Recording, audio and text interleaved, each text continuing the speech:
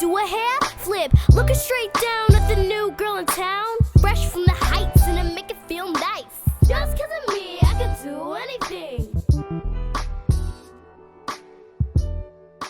Well, welcome guys to the first ShyftU podcast. I am super excited because I've been thinking about this, planning this, having reservations about this, getting encouraged to do this, just trying to create a safe space for people to talk about change and embracing vulnerability, because that's the space I am in my life right now.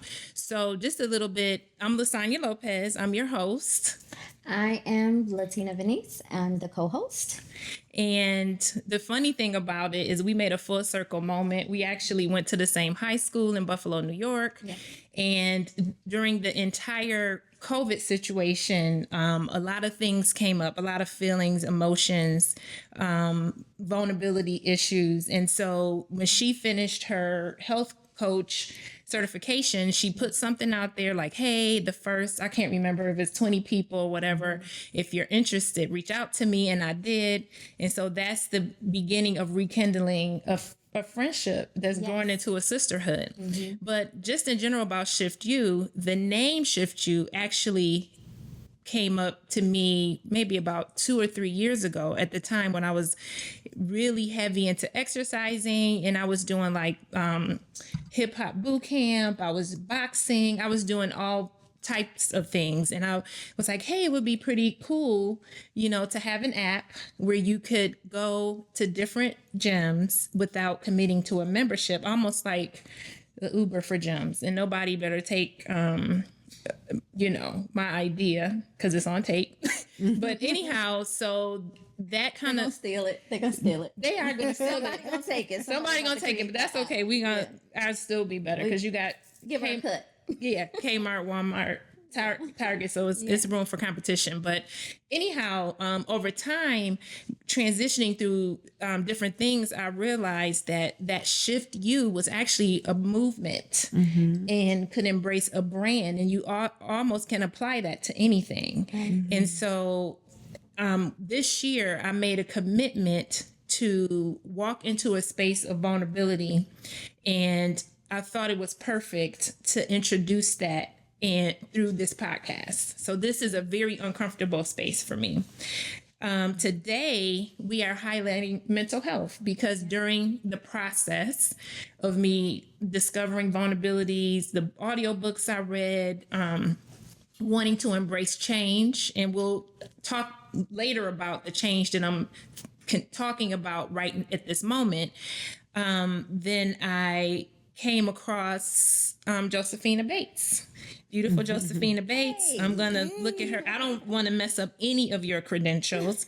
But Josephina, she is the founder and owner of Olin Counseling Services. She's bilingual. She's licensed clinical social worker that's fluent in English and Spanish. She earned her master's in social work from Clark Atlanta University and has over 20 years of experience. That is awesome. Amazing. Thank you. And just working with her personally, I can tell you she is so loving. That vulnerability piece, she brought that volume down for me, and I was able to start working on some of the issues that I have. So I know some people may want to say, okay, you got a life coach, yes, and you have a mental health counselor. Yes. And how do they overlap? How are they different? If we got whoever wants to start first. Yeah, so that was one of the questions I wanted to ask Josephina, so she can let our audience know the difference. And I'll talk from a life coach perspective, because when people hire a life coach, a lot of times they come in with the wrong conception of what that is. And so I tell people all the time, I don't help you solve your problems. Like, I help you navigate through them. Kobe Bryant was one of the greats, but he had a coach, somebody that can show you how to get to that mark where you can make that 3-point shot. So You're Okay. a therapist. Josephina, take it away. Let us know what the difference is. Thank you so much for this lovely, lovely introduction. I'm so excited to be with you ladies. I know that this has been, we've spoken about this for quite some time, and I am so proud of both of you. And this is going to be amazing. Well, thank you for being our first guest. Oh, That's thank right. you. Thank you. I feel so honored.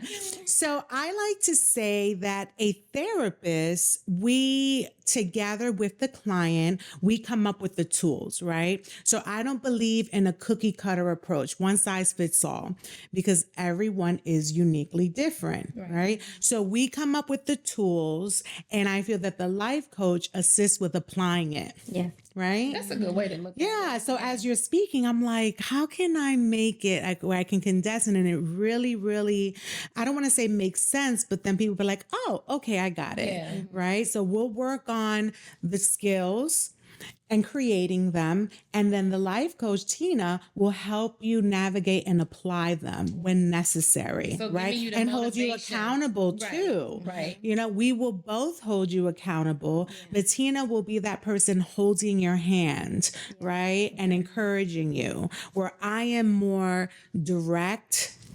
I don't want to say confrontational. I like to say I gently, right, confront what are the barriers, what are the obstacles, because what we may come up with may not necessarily work, and that's okay. So we have to get it to fit you. Right. So that's my job, is to figure out what are those roadblocks that are happening that you can't seem to push through. And we figure that out together. And Tina is the person that will help you through. Amen. All right. I am So a it's witness. a beautiful, I find it to be such a beautiful combination. And what's so interesting is that there is, for some clinicians, therapists, and life coaches, there's this point of contention because there's no real understanding of what each profession does. Right. So I'm glad that you and I can be in this space and we can agree upon it and we can respect each other in what we do. Yeah. And I can speak from a patient client perspective, because this is all new to me. Both of you guys just stumbled up into my life, and it's just working out the way it's supposed to. Like my husband always said, whatever is supposed to happen will happen. And it came at a very critical time, in my life. I didn't mention the fact that I'm a surgeon, and the reason why I didn't. Hey, I have a license to cut people. Yes, that is Dr. Lopez. Yes, but the reason why I didn't mention it is because being a doctor is what I do. It's not who I am. I am a wife. I am a mother. I'm many things, but that's just what I do. And I've always been that way. And I feel like, especially, I keep mentioning COVID because it was such a drastic change in everybody's lives, right? Yes. And I feel like my anxiety and my vulnerability, it was heightened. And it was to the point, and I think one day we spoke, it was to the point where it's like, I don't have an answer, like, period. You know what I mean? Like, as a doctor, we find solutions. I'm innately like that. I was trained to be like that. And even when things look bleak or like there are no alternatives, we figure it out. We just do. We figure it out and we navigate through that. But I was at that moment, I told you, it was just like a cycle. Like, okay, if I turn this way, there's a block there. Okay, if I turn this way, there's a block there. So it helped me a lot because I was I was afraid. Right. And me saying that I was afraid means that I've grown, because I typically would not have said that, because we have to put on this armor of strength for multiple reasons, not trying to make this to necessarily be a racial or gender thing, but the truth is the truth, right? If you're in a predominantly male dominated field, being a surgeon, you're looked at a certain way. If you want to express yourself for me, I was taught look in the eyes, you know, stand behind, Firm handshake. Yeah, like, you know, basically you have to advocate for yourself. Right. So if you show any sign of vulnerability, I personally, and I'm pretty sure a lot of people translate that into weakness, but being vulnerable is a strength. And I'm learning that. Yeah. So, yeah. And so when we first talked, we talked about, she took me through all these exercises, y'all, but I was did. serious about it. Was I did. not? No, she did it. I She did. every homework assignment. I did every homework assignment. I didn't care how late I worked. I did it. I'm like, oh my gosh, I have my session because I wanted to get a solution, you know? And then when I actually met Josephina, it was for a totally different reason. You know, part of the space that I'm in too is I have a preteen. Actually, she'll be 13 next month. And I know as sweet as, well, as good as my parents were, I don't feel like I really learned good communication skills outside of my workplace. So I wanted to set myself up to be able to communicate with her so I can continue to have a strong bond. Everyone says, oh, when they're a teenager, they'll lock themselves up in the room. They don't want to talk to you. I don't want that. Now, is she going to do that sometimes? Probably still, but I still wanted to give myself the tools. And so that's how we met Josephina, just to have that session for communication. And in it, I felt comfortable enough to, you know, to tackle the vulnerability piece. So I just want you to explain to everyone that's listening to us the difference between being diagnosed with depression and anxiety versus having depressed moments or having anxious moments. Because I think some people, they don't know how to separate the two. Right. And so either for both groups, they won't seek any help whatsoever. So do you want to Absolutely. So I always say that everyone experiences depressive symptoms and anxious symptoms, right? Just living life, when we are rushing to work, when there is a moment where somebody got hurt that you love, you may feel sad, and that is okay. The reason why it's important to define what symptoms are, depressive, anxious symptoms versus a disorder, is because what it can do is minimize and invalidate what someone who truly has a disorder is experiencing. And the reverse, that person who has the disorder may look at it and minimize what they actually have and say, no, I'm just having like these symptoms, but I'm not really depressed. I really don't have an anxiety disorder, right? And speaking from, not to interject, Absolutely. speaking from a person who has not been diagnosed with a disorder but had depressed and anxious moments, the flip side of that is those of us who are like that will not seek help. When you actually would be better off getting assistance with navigating through that, instead of wasting time trying to figure it out on yourself. Right. And there are people there to serve as a resource. Absolutely. So. And you don't necessarily have to have a disorder to seek help and see a therapist. How do you? Yeah, you know what I mean? Like, you don't have to. People think that, well, I'm experiencing anxiety and I'm experiencing some depressive symptoms, but I'm good. I'll figure it out. But here's the thing. It's a slippery slope, right?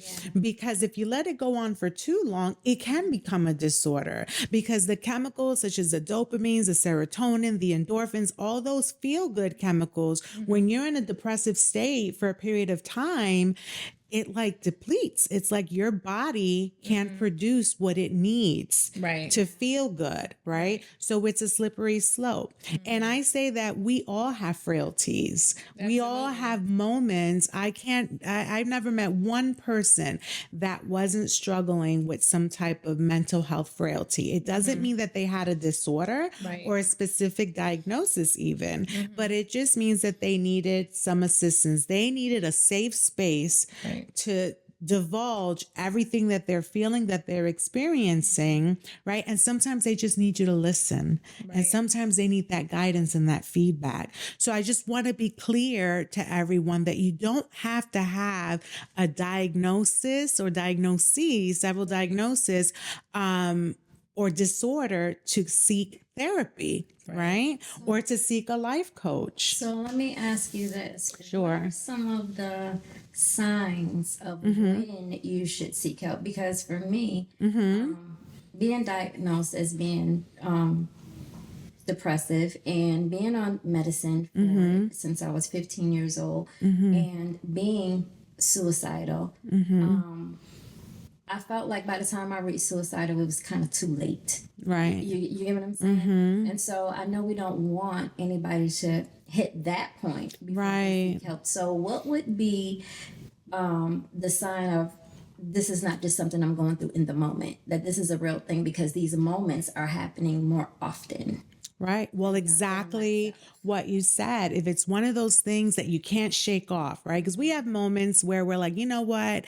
I need to sleep it off. Tomorrow's going to be a better day, but maybe tomorrow never comes, right? Maybe it's becoming more consistent and persistent. So those negative thoughts are coming in more and more. Those anxious thoughts of trying to control the future and figure out what you need to do to prevent a catastrophe. I always say depression has you living in the past, anxiety has you living in the future. But question to you though, if that continues to happen to a person, doesn't it become their norm and it becomes does. difficult to differentiate if it's really a problem? Right. So what things would you recommend that people in their support system, if they have one, recognize to say, hey, I think it would behoove you to at least talk to somebody? Well, you just touched on two things, right? The support system. Some people don't have a support system. They've always had to try to figure things out themselves. I am a product of that. At a very young age,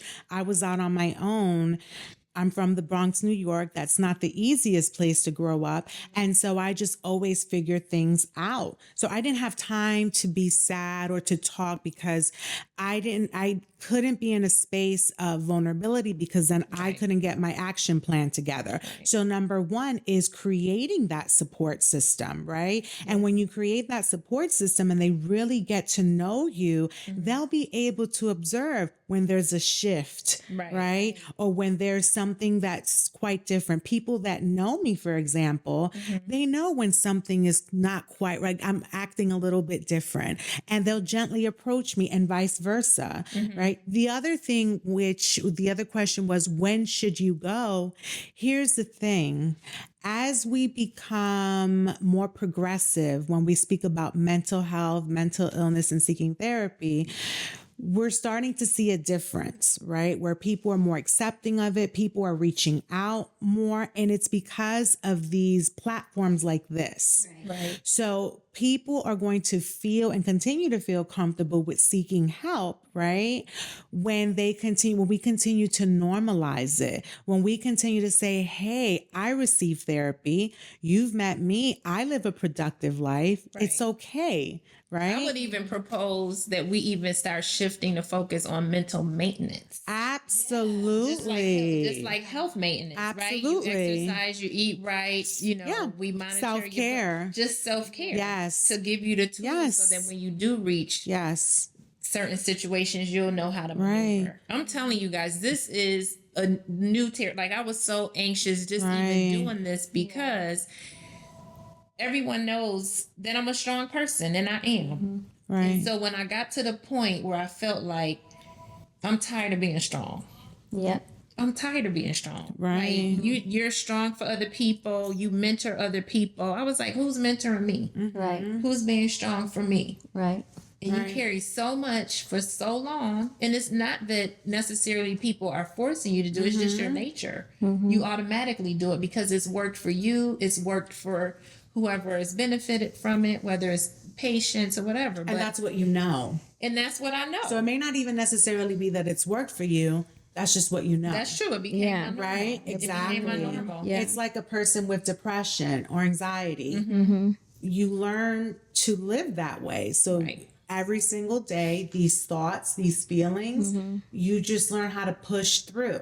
right? Right. And you still work and you still handle all, and no one really knows what you're battling and what you're struggling, right? Right. And it's not until you get that help that you realize, man, I've been carrying these strong emotions. I had no idea. I feel like I feel lighter. Yep. I'm sleeping better. I can be in the moment. I'm present, right? Yeah. Because when you're struggling with some of these mental health frailties, it's very hard to be in the moment. Yeah. You can be sitting down watching a show with your child and you're there, but you're not there, right? I am And a you don't- witness to that. Absolutely. I think we've all experienced that. Yeah. So, it's very important to understand that we go through these moments where we may have difficulties and these frailties, but sometimes we don't realize how much we're carrying. And I hate to use the word normal because normal is relative. It depends on what your standard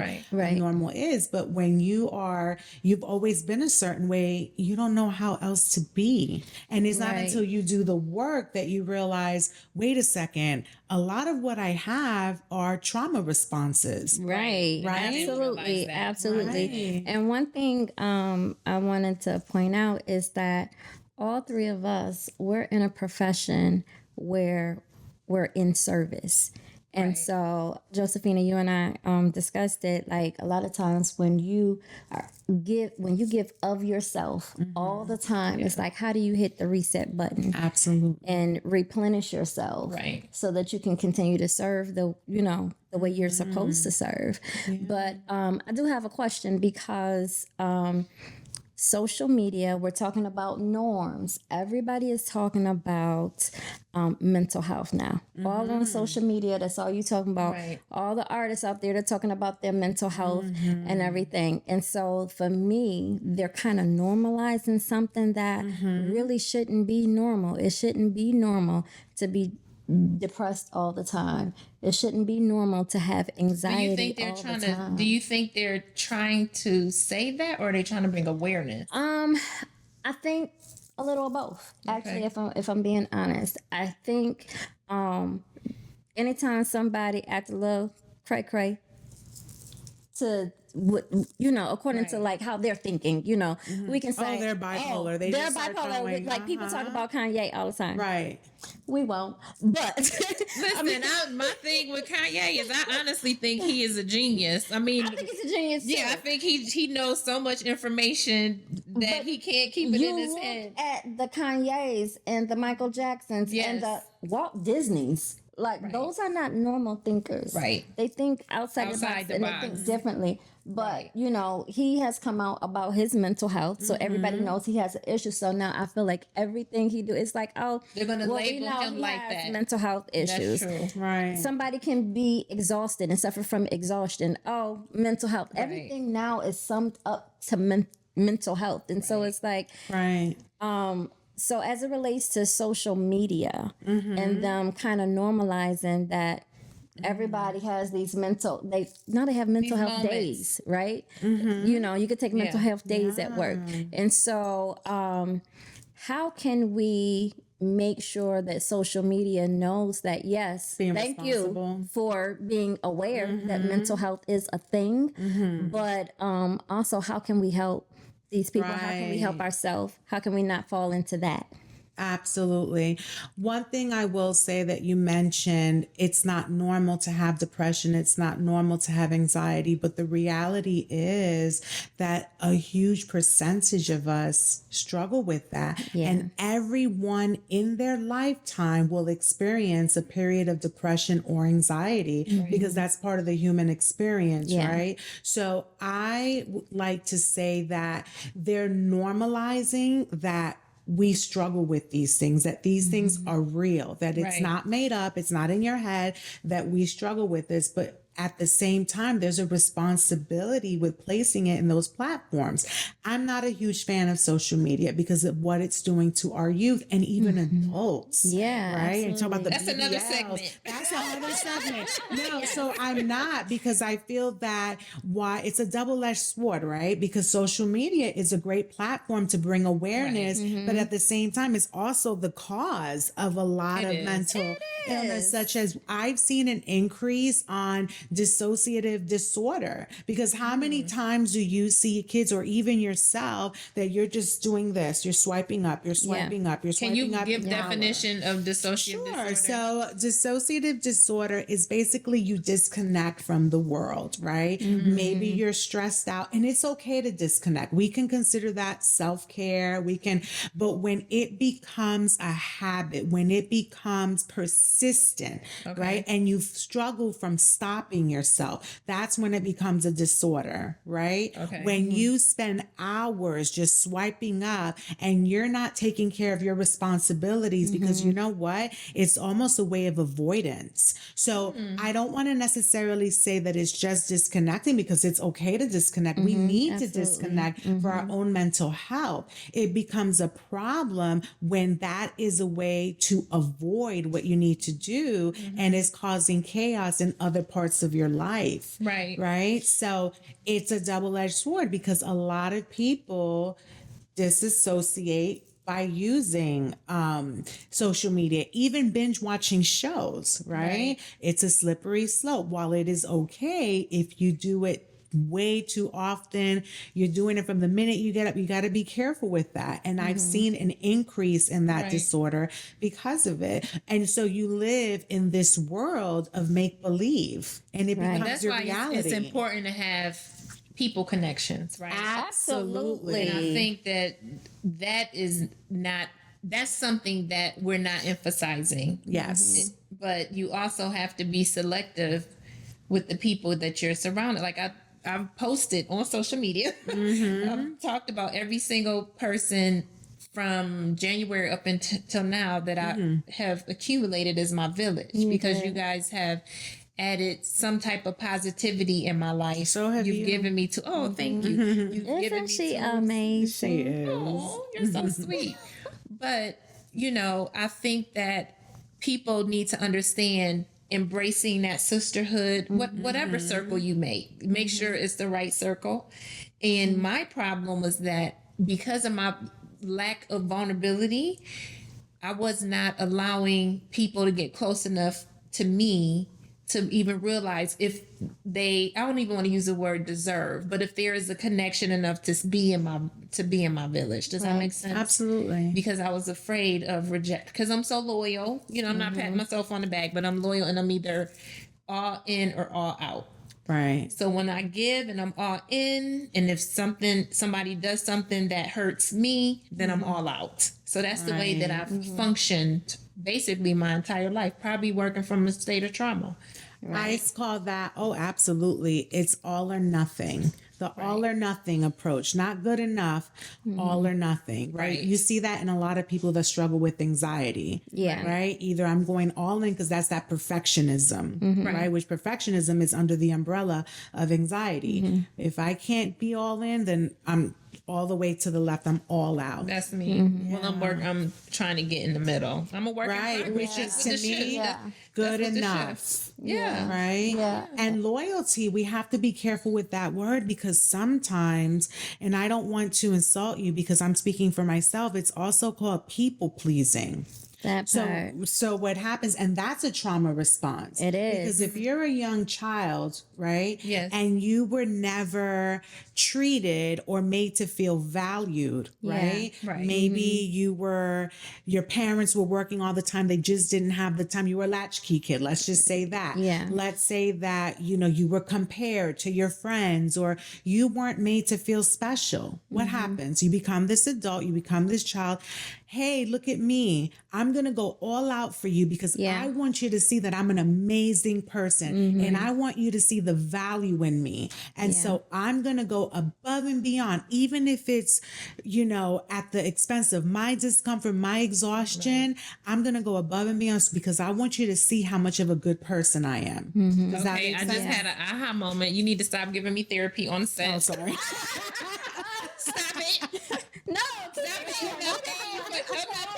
I'm not paying you for this session, but that makes all the sense in the world. Just even hearing that, I can go back to my childhood and think of moments where I felt people that were supposed to unconditionally love me, and me say to my mom, like, why are they treating me like that? Why do they feel like that? You know, I haven't done anything. And so, yeah, and that honestly, to be honest with you guys, I was a straight A student all the way through. I made my only and first B, guys, in medical school and physiology because the teacher, he had communication problems. But It was was not so- my it was so fault. devastating. It was not Dr. Lopez's it fault. was not my fault. I was so devastated. My mom was like, okay, if you never made a B, then maybe something could potentially be wrong with you. But just reflecting, hearing what you said, I know that was a driving force for me to be perfect or think that I'm perfect, because nobody's perfect, but to just drive it on in. I'm going to show them. And then now thinking, right, this is why you have these people in your life, in your circle, that then translated into relationships, right? Right. Whether they were, you know, boyfriends or friendships, the same thing. You will go all out to try to prove your value. And then I remember when I had the first scenario, I can't remember the exact situation, but I remember just talking about this, you know, in the context of what I was talking about. A light bulb just clicked on, and I was like, it's not me, it's them. Right, it's nothing wrong. And then honestly, it was like a sense of peace. There was no type of, what do you call it? It was no guilt for feeling that way at all. Actually, I more so pitied them than there was no anger anymore, because I felt, gosh, how, you know, you kind of missed out on a what do you say, quote unquote, Tina, a dope person, and developing a solid relationship with a dope person just because of whatever probably traumas they were functioning out of, Absolutely. right? So then I was like, okay, I can't be judgmental of them because they were working out of a space of trauma. Because we all have Good. Some type of childhood trauma.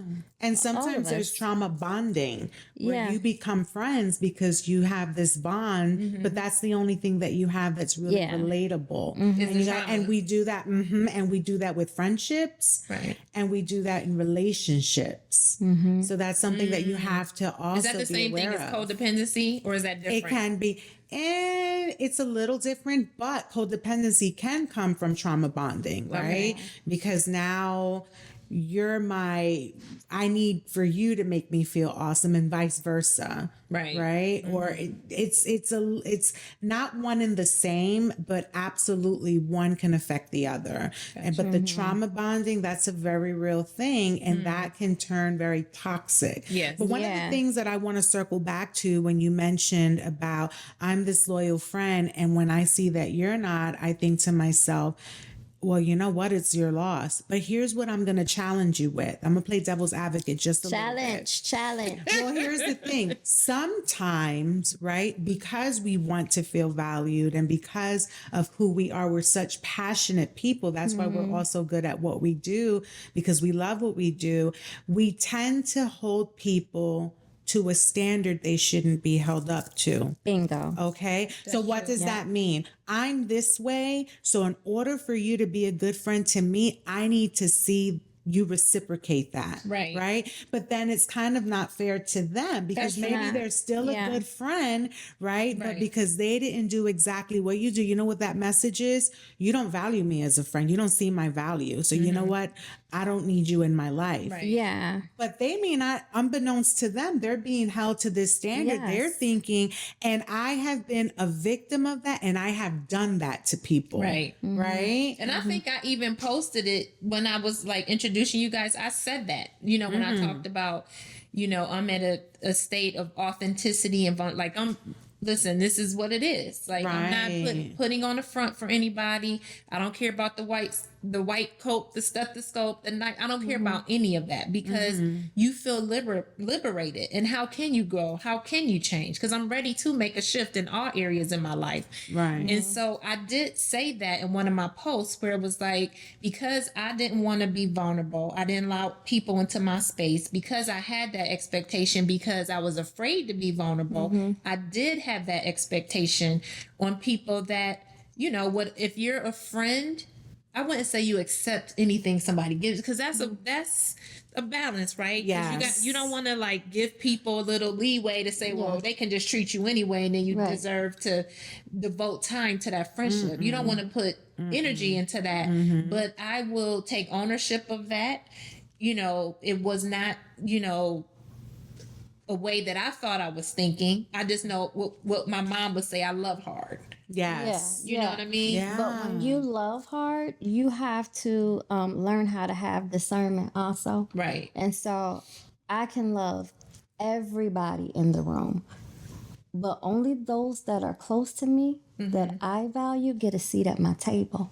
But I love everybody in the room, but only a certain few have a seat at my table. Right. And I recently did a post about friendships because I see people post all the time like, oh, I give this energy and when I help them and they didn't help me when I needed help. And my post was about, how did you know that's who was supposed to help you? Right. If you help them, you help them. That was your blessing and your gift to them. Right. Nobody said that they're supposed to be the ones to help you back. Right. You may get help from somebody else, the exact help that you need, but you're holding this person to this. And that does what? That calls for toxic energy and feelings and all kind of stuff because, you know, they let this control everything instead of changing their mindset and thinking like, okay, I need this help. Even though I help them, I know this person dealt with that, so let me talk to them. Like, just because I gave you $100 don't mean you supposed to give me $100 when I need it. Right. She might give me. I mean, you get what I'm saying. Right. So I think when we're thinking about mental health and health in general, what's good for us, eliminating toxic energy so that we can keep ourselves sane, we just can hold ourselves accountable and like let people do what they do. Let them, you know, be them, but just be mindful that just because they're a friend, just because they're a family member, you can love on them, but it does not give them permission to sit at your table.